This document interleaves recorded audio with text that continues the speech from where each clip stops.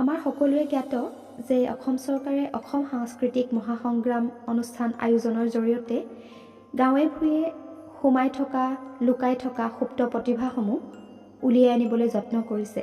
চৰকাৰৰ এই আয়োজনক আমি সঁচাই শলাগ ল'ব লাগিব। সেই মৰ্মে ধুবুৰী জিলাৰ চাপতগাম অঞ্চলৰ সোণামুই গাঁও পঞ্চায়তৰ যোৱা 17 নৱেম্বৰ তাৰিখে নিৰ্ধাৰিত সাংস্কৃতিক প্ৰতিযোগিতাসমূহ অনুষ্ঠিত হৈ যায়। এই অনুষ্ঠানতে আমাৰ তত্ত্বাৱধানত এটি জেং বিহু দলে দলীয় বিহু নৃত্য পৰিৱেশন কৰে। জেং বিহু দলটিৰ নাম আছিল গগনা জেং বিহু দল।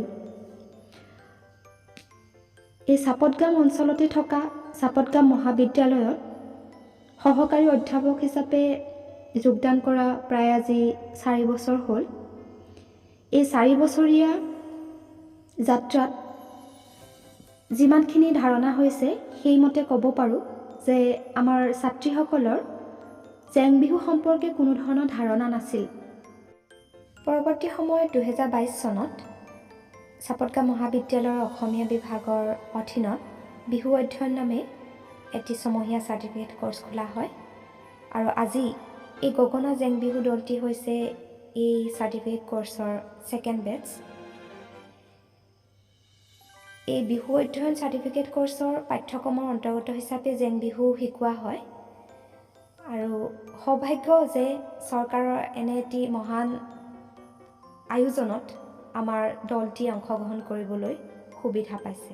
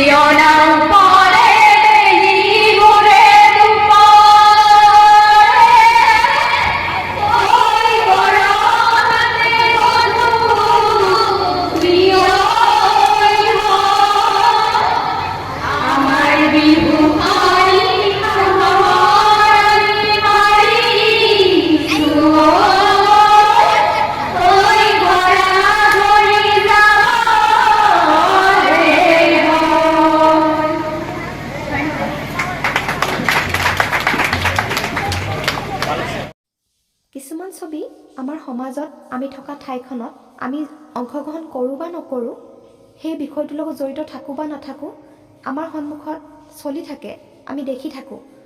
কিন্তু আজি জেং বিহু পৰিৱেশন কৰা এই ছাত্ৰীসকলৰ সন্মুখত সৰুৰে পৰা জেং বিহু দেখি থকা বিষয় নাছিল, তেওঁলোকৰ পৰিচিত বিষয় নাছিল। আজি তেওঁলোকে আমাৰ তত্ত্বাৱধানত জেং বিহুৰ সৈতে পৰিচয় লাভ কৰি নিজৰ পাৰদৰ্শিতাৰে যিখিনি পৰিৱেশন কৰিলে তাকে লৈ আমি সঁচাই সুখ অনুভৱ কৰিছোঁ।